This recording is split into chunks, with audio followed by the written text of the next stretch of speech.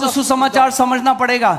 हम पाप में गर्भ धारित हुए, पाप में हमारा जन्म हुआ, हम स्वभाव से पापी थे, इसीलिए पाप कर रहे थे।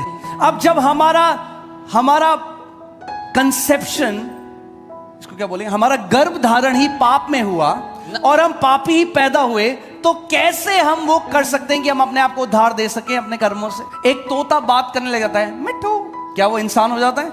एक कुत्ता अगर 2 पांव में चलने लग जाए, क्या वो इंसान हो जाएगा? तो वैसे ही पापी, जो पाप में हमारा गर्भ धारण हुआ, अगर हम अच्छे कर्म भी कर रहे हैं तो भी हम धर्मी नहीं बन सकते। हम पापी पैदा हुए जो पुण्य करने की कोशिश कर रहे थे, मगर अंदर स्वभाव क्या था?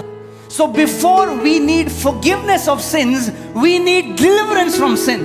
नहीं, आप समझ रहे? समझो इस बात को। पाप तो क्षमा हो गए, मगर अगर स्वभाव नहीं बदला तो फिर वही करते रहोगे भाई। तो हमें केवल पापों की माफी नहीं चाहिए, हमें पापों का से छुटकारा चाहिए। अगर कोई पुराने वेद पढ़ेगा तो वहां पे कई ऋषि मुनि हैं जिन्होंने परिवार त्याग दिया, जो बिल्कुल अलग है, तपस्या कर रहे हैं, और वो अपनी प्रार्थनाओं में कह रहे हैं, इस पाप में देह में से कौन हमें आजाद देगा।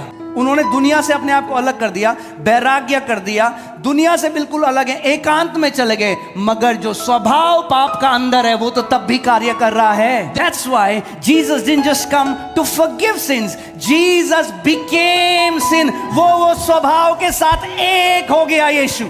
He took that sin nature and he crucified it on the cross. The Bible says your old man was crucified on the cross. जब आप क्रूस को देख रहे हो तो आपके पाप का स्वभाव क्रूस पर नेल किया गया, क्रूस पर उसको नाश किया गया। Jesus became, यीशु पाप बन गया।